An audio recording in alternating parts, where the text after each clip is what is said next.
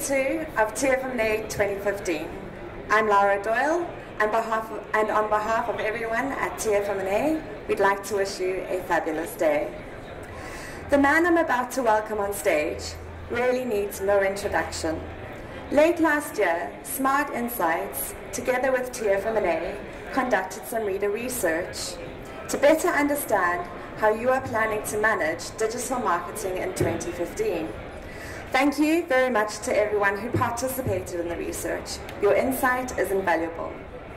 Here to talk us through the findings of that report, please welcome Dr. Dave Chaffey.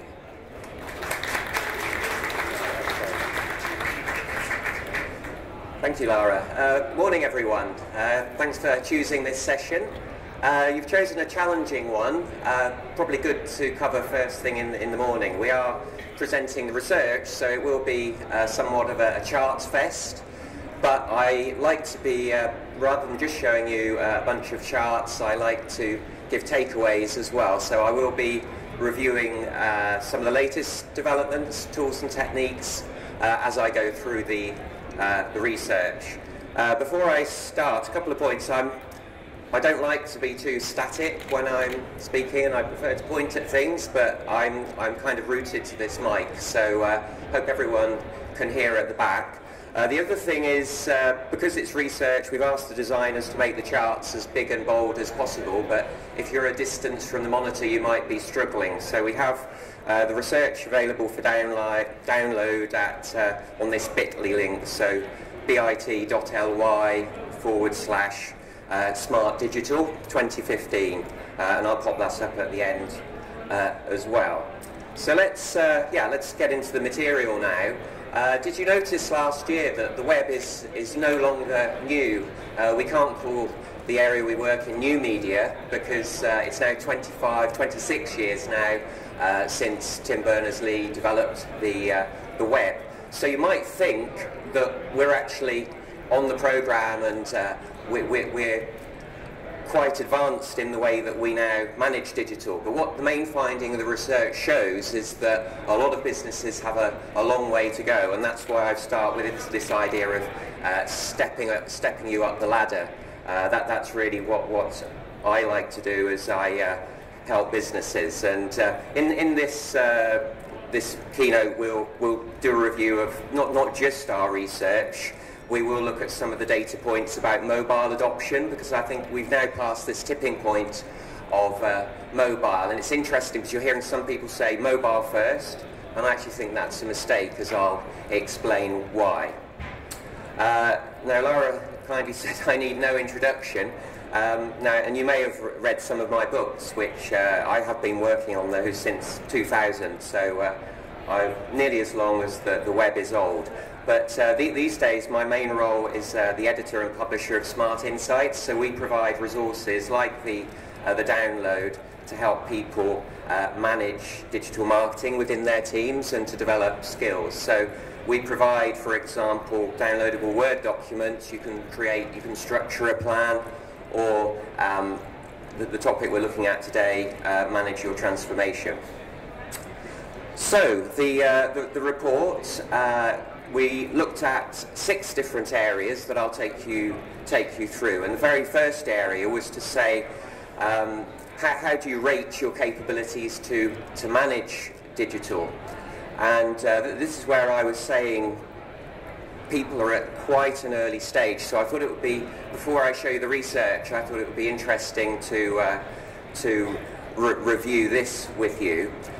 So you can see that across the top we've got those 5 levels, from 1 where really you're not managing digital in a proactive way at all, it's just happening around you. You may be using Facebook, have a website, email programs, but it's really not planned or measured.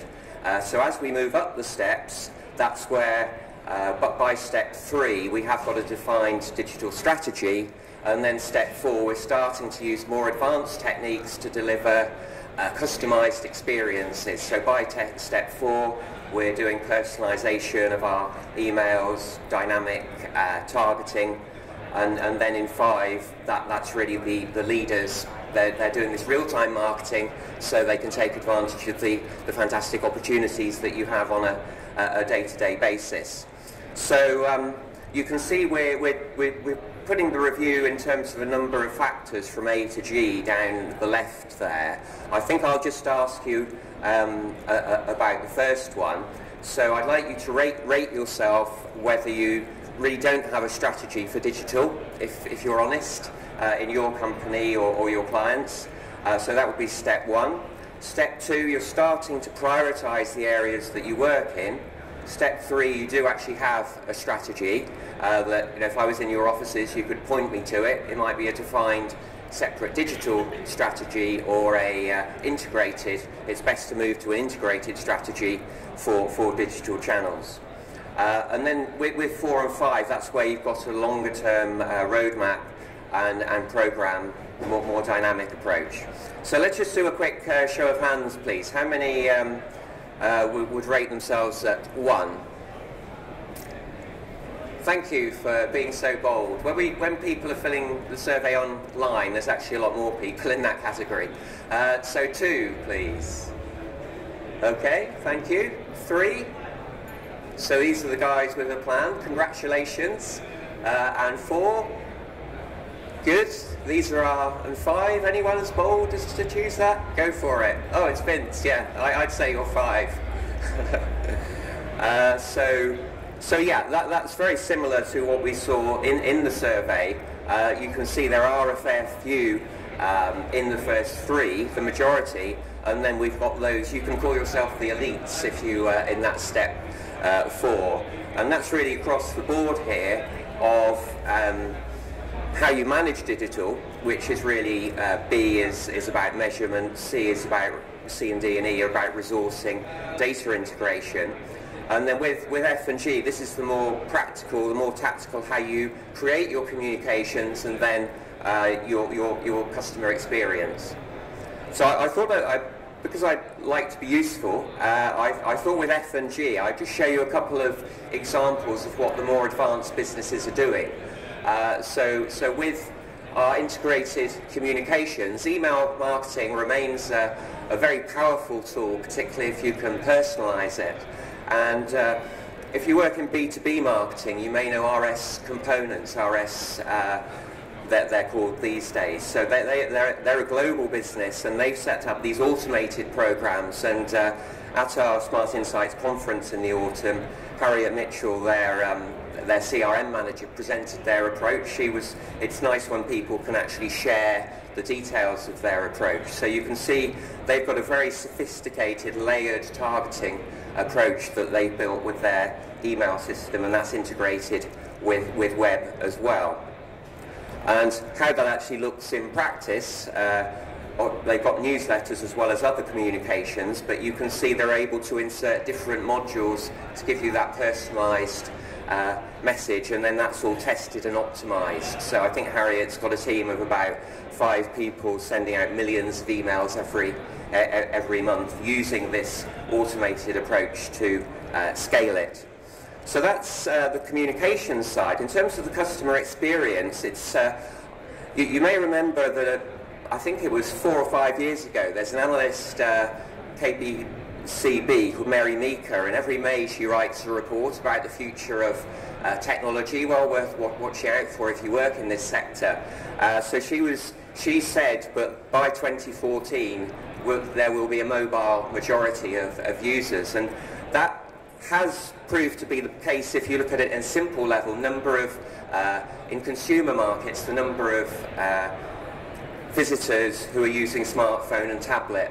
So you might have heard John Lewis, that last September they announced they had more mobile visitors on a daily basis than they did desktop. So I think we have passed that tipping point, but as I was saying, I think it is a mistake to say mobile first, and this next data set really shows this. So this is ComScore, where they have a panel of people using multiple devices on different platforms, and really interesting to look at how it varies. The usage of digital devices varies by the type of information. So as you'd expect, weather, people are naturally turning to that on their mobiles, on their smartphones. But if we take the example of retail, it's a simplification to say, mobile first. It's actually the people who are smartphone only, I guess often the younger audience, they're the minority. And what we're seeing is this big, that light blue bar, that big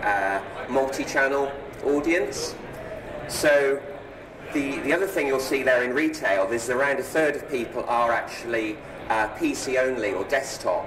So if you've created a mobile-first experience and you've degraded the experience on desktop through oversimplifying it, and simplicity in UX is often a good thing, but not necessarily. And I think a lot of the improvements will be about customizing experiences for each of those three areas. So just a few examples of this now.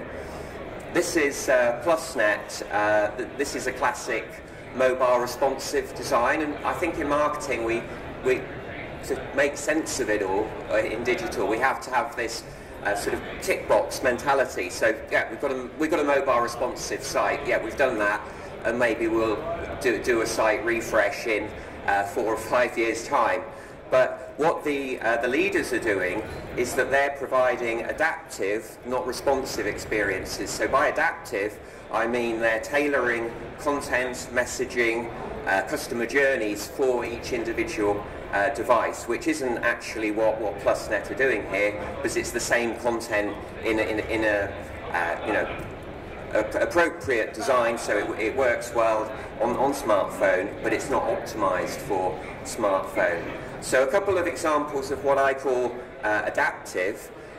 This is Lufthansa, and it's in the context of where you're using the device. So if you're booking a flight, you need, from your desktop, you need very different information to when you're at the airport and you're on the smartphone. So they've actually completely tailored the experience there. And we've got a retail example of AO, you may know them as Appliances Online. They just rebranded, but talking to the way they manage their digital experiences, they've actually got a separate team, because of their scale, working on each of the three main platforms, so mobile, desktop, tablet. And you can see, I always use this as an example in my talks and in books, because they're fantastic explaining their value proposition, because they need to be. They're not a high street they're a retailer, they're a pure play. So take a look at that on your smartphone and desktop, and spot the difference, and you'll see the way they're tailoring the experiences. So hope those examples are interesting. That's all I've got time for in way of examples. So I'm going to speed up a bit now so that we go through the sections of the report. So with strategy and planning, this is similar to what we were looking at earlier when I asked for the show of hands. We did this as a global survey, and a lot of Smart Insights audience. We've actually got more readers in the US than the UK. So it is global, but half of people don't have a defined strategy. So it's really shocking, I think, because all of these businesses are doing digital marketing, but think about all the wastage, the lack of measurement, the lack of vision, if you don't have a strategy. But on the positive side, half of people do have that plan in place. And what we're seeing is, with the growing importance of digital to leads and sales, more particularly big businesses are implementing change management or digital transformation programs. So you can see that there's a small number here, about 10% have had a transformation process for 2 years. So about a third already have a transformation program in place, but a third are actually starting one this coming year. So that's really a way of getting buy-in and making the structural changes, the investment changes you need, technology changes on the platforms to have a good foundation for the future. You do see about a third of people who say we've no plans for transformation, and I think that's because this is it's a big business, mid-sized big business. If you're a small business, you're more agile anyway, and it doesn't make sense to do that. So with the resourcing of digital, we did ask about different roles, and on Smart Insights we've got a lot about different job descriptions and career development, but for today I thought I'd just show you rather than saying what do you do, we asked what do you think you're not very good at in the way you manage digital. So we gave a set of choices, and the thing that seemed to frustrate people the most is, although people have said many times that digital is the, quotes, most measurable medium ever, we're not actually taking advantage of all this rich data and insight because of the volume of it is one reason.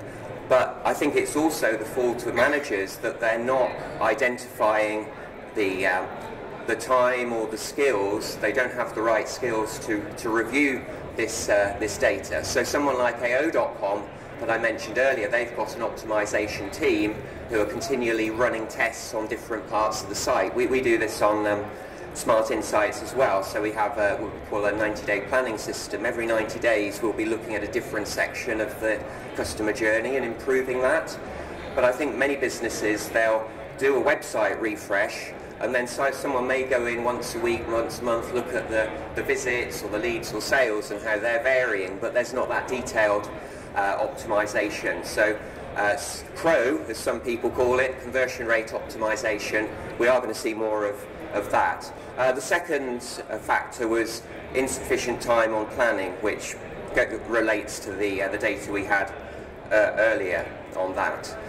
The other areas we're looking at media spend, and there is a lag, I think. We've talked about everyone moving to mobile. Are businesses investing sufficient in mobile targeting? Maybe not. So that was a frustration there. So straight on to 4 and managing change, skills development. As a company at Smart Insights, where we provide education and learning materials, we were very interested to see where people felt their personal gaps were. So for yourself, where do I need to up my knowledge on digital marketing so I'm doing a better job in my company, or I become more employable? And as we'd expect, there's a real thirst for knowledge across the board. And you can't really pick out any patterns. Strategy is high, social media marketing is high as well. I think content marketing at a similar level, so 50% of people want to learn more on content marketing. And the thing that stood out though as the highest was the data integration aspect. So CRM, big data, I think it's more than a jargon term. People are looking to integrate different data sources and get the benefits from them. I was talking about this in the sessions yesterday. You can also download. So it's great, yeah, it's great to see that thirst for knowledge there. And although with Smart Insights we have a freemium platform, so we have paid members who get all the planning resources and the optimization guides, but we also have a tier of basic members. We've got about 80,000 of these worldwide. So if you're one of those people who need to improve your knowledge, if you sign up as a basic member, we won't send too much information. We believe in less is more. So every Friday we send out an update which has the changes that we think really matter. And I'm going to mention a few of those that we featured in the last couple of weeks. Because filtering out the knowledge that's important is one of the big challenges. So to help people develop and help teams develop, we've developed a structured planning framework. There's so much content out there, we try to provide the context and the structure. So we've developed this race planning framework where businesses aren't very good at measurement, for example, they can think about the right KPIs, how they customize their Google Analytics to report the right measures for their business. But you can see it's a classic funnel model, and there's a lot more detail on that. If you Google race planning, you can see more on each stage. With that question I mentioned earlier, what the frustrations were in digital marketing, one of the big findings was frustrations in terms of insufficient investment in different types of media. So looking at that in a bit more detail, we asked that question, what's working best for you now? What will give you the biggest commercial benefits for the media you're investing in? And it's what I call the usual suspects. We've asked this 2 or 3 years now, and it is really those pillars of digital marketing. So search, natural and paid, but particularly SEO, email marketing, and social media organic is working for people as well, according to our research. I am seeing a bit of a, I don't know whether you've noticed this, a bit of a backlash against social media. I think it probably gets too much of our attention in terms of all the vendors talking about social media platforms, when we see the benefits that it gives. I don't think I have, I do have a deck. I can show this in a moment. When you measure the impact of social media on leads or sales, in most businesses it's less than 5%, whereas something like search or affiliate can drive much more. So we do have the detailed breakdown of that assessment of leads and sales as well. But if you wanted to study that, that's in the full report. Now I wanted to mention another data source. If you were particularly in transactional business, this is really interesting. It's called, or useful, it's called Custoric Pulse.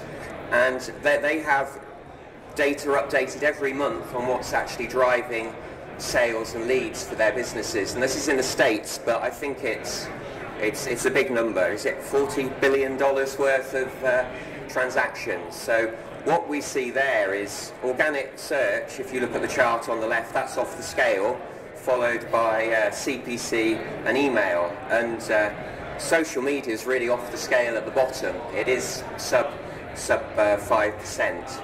And I've seen similar data from Adobe, which shows that social media impact on sales has actually declined in the last couple of years. But I'd recommend that report. They look at customer lifetime value as well. Now at Smart Insights, we like to provide a lot of mind tools to help businesses brainstorm where they should be investing, how they should be planning. So we run these in training workshops as well. So something to consider is to do a gap analysis of your current use of digital media. And the way this works is you really want to be in the bottom right. You may know the 70-20-10 rule. So 70 is where the bulk of your investment should go for those high-performing channels. And the 20 should be the less well-performing channels that you're optimizing, trying to improve. Those might be the ones in the top left here, which have got lower ROI, so you need to boost that. And then the 10% is using more innovative targeting techniques, perhaps, that are evolving. So finally, I'm just going to mention some of these latest techniques that we've been seeing. So first of all, from those of you working in business to business, LinkedIn has always provided advertising programs within its environment, but they've partnered with a provider called Bizo, B-I-Z-O, and they're now allowing you to do remarketing in the way that you can with Google AdWords or Facebook, so retargeting. So they call that lead accelerator. So it's about using media to nurture, and certainly most business, we had a discussion on this on our LinkedIn group actually, most businesses I think do get good value from remarketing in Google AdWords. So when people have visited the site, you follow up with relevant messages. You don't overdo it, you don't you try and cap the number of messages to 3 or 4 times. Many people don't, but you get that benefit. So LinkedIn is now offering that.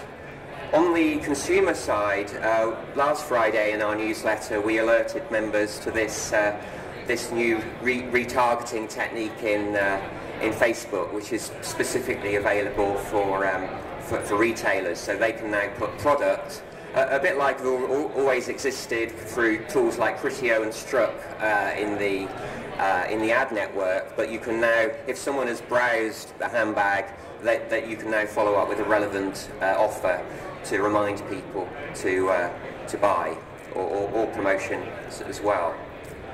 So one final other development, I'm not sure this is live in the UK yet, but this is more the multi-channel marketing. Google's doing a lot at looking at how online can support offline sales and using AdWords to reach those audiences as well. So you can see here for Office Depot, it's actually promoting the local store. So the final area is innovation optimization, and it's scary, isn't it? Have you seen this? If you're involved with managing tech platforms, the guy to check out here is Scott Brinker. He's chiefmartech.com is his site, and he evaluates the technology landscape and how it evolves. And every January he produces this, and hats off to him. He must have some fun times creating this, because the number of tools on this has gone from 900 to 1800 in a 12-month period. So selecting the right tool is becoming more challenging, and I think integrating the data from them is even more challenging. The thing is, we can't go through any of the detail on here, but most of those red, orange, yellow boxes, most large-sized businesses will need all of these tools. So you have that decision: do we go for best of breed, or do we go for an integrated solution? But it's ironic that despite all those tool sets that are available to us, we were interested to ask, with the focus on data management at TFM&A, how good are people at targeting? And really quite poor across the board. It's going to vary by sector, but most of these are below 50% of people using some of these basic targeting techniques. So the final advice on optimization I'm going to take from there's a sister conference, if you may know, if you work in retail, e-commerce expo in September, and I was listening to Gareth Jones of Shop Direct. He was saying how they're ramping up their optimization program. So this time last year they were running 30-odd tests per month. By later this year they're actually going to be up to 100 tests, detailed tests within the customer journey. And you can see that they are getting significant positive effects through these, but only a third of the tests. So that's the way that brand is using optimization. Well, I've got one final question for you. Google Now, they seem to be having a big push on this, in the same way they had a push when they launched Google+, but I'm not sure of the adoption of it. So originally Google Now was on Android only, but if you go to the Google Now site, you'll see it's cross-platform, so it's on desktop, it's on iOS as well. And if you're in search marketing, this is particularly important, because people who are signed into this, it will be taking over the experience in displacing the standard results. So, simple question, how many of you are actively using and have got installed Google Now? Okay, so thank you. Around a quarter. That's a few more than I expected. So those of you who didn't put your hands up, that's maybe something to look into. And we were looking there at the tools. I wanted to plug this resource, which we've looked at a lot of big business tools, but if you're managing social media and content marketing in a smaller business, Razor Social focuses on social media marketing tools, and they're rated, so you can see what tools other people are using, and you can build up your tool set. So we don't have time for questions right now, and I would normally say feel free to ask questions up at the front, but I actually have to go straight into another talk now, and I'm going to be very happy to take questions, but I won't be back on our stand H10 till just after midday. So feel free to, if you're still at the event, then to drop by our stand H10 on the floor below, and we can set you up with some free planning resources. Thank you for listening. Hope that was useful. All the best for the year ahead. Thank you.